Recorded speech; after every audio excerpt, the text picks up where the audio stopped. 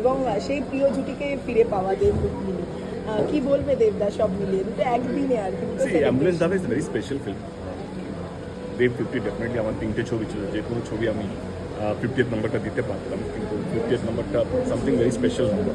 তো সেই নাম্বারটা আমার একটা স্পেশাল ফিল্মের জন্য। এবং যখন এই স্ক্রিপ্টে আমরা কাজ করছিলাম, তো প্রথম দিন থেকে আমার এই চরিত্রটা, অঞ্জু বলে যে চরিত্রটা, যিনি করিম ভাইয়ের মিসেস বা স্ত্রী, আমরা যখন গল্প করছিলাম বা ওনার পিলার অফ স্ট্রেংথ যেই মহিলাটা, তাকে আমরা রিপ্রেজেন্ট করছি সিনেমার মাধ্যমে। এবং কোথাও যেন আমার মনে হচ্ছিল এই রোলটা রুক্মিণীর থেকে ভালো আমি চোখে দেখতে পাচ্ছিলাম। এবং আমরা অনেকদিন শুটিং করেছি, এবং আমার মনে হয় যে দেব এবং রুক্মিণীকে এত ভালো, এত সুন্দর বা এরকমভাবে দেখা যায়, এটা আমার বিশ্বাস।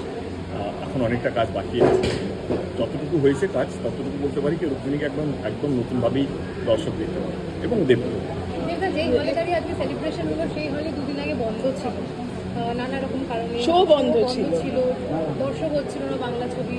এবং সেটা একটা খবর বলা হচ্ছে যে বাংলা ছবি প্রাইম টাইমে দেওয়ায় সেটায় লস হচ্ছে, সেই ইস্যুটা কোথাও তুলে ধরা হচ্ছিল ইচ্ছে করে। কি বলবে এটা নিয়ে দেবদা? এটা আমার মনে হয় যেটা আমি প্রথম দিন থেকে বলছি, বাংলা ছবি is very important, but at the same time এমন যাতে না হয় যে বাংলা ছবি জোর করে পুশ করা হোক, এই ছবিটা চালাতে হবে, ওই ছবিটা চালাতে দেওয়া যাবে না, এই ছবিটা রিলিজ হবে, ওই ছবিটা রিলিজ করতে দেওয়া যাবে না।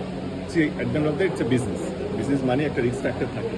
তো আমার মনে হয় কি গভর্নমেন্ট যে অর্ডারটা পাস করেছে, যে কোনো একটা শো, প্রাইম শো বাংলা ছবিকে দিতে হবে। এই একটা বাংলা ছবি কী হবে সেটা আমার মনে হয় কি সিনেমা হলে ওনার্সরা যেন ডিসাইড করতে পারে, এইটাই এখানে আমারও মনে আছে। এবারে দেখো, এটাও সত্যি কি লাস্ট 1 মাস ধরে শুধু বাংলা নয়, হিন্দিতেও কোনো কিছু রিলিজ হয়েছে আর কিছু চলছে, সেটা নয়।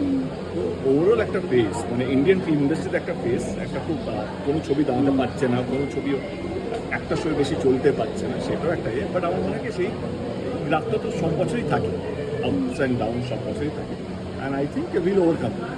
দেবদা, একদিকে আমরা দেখলাম কিছুদিন আগে কর্পূর রিলিজ করলো, সেটা কর্পূর রিলিজ করবে আর কি, যে ডেটটা জানানো হলো, সেটা একটা বড় ছবির সঙ্গে সাউথের আবার জিদ্দারও মানে একদম টক্সিক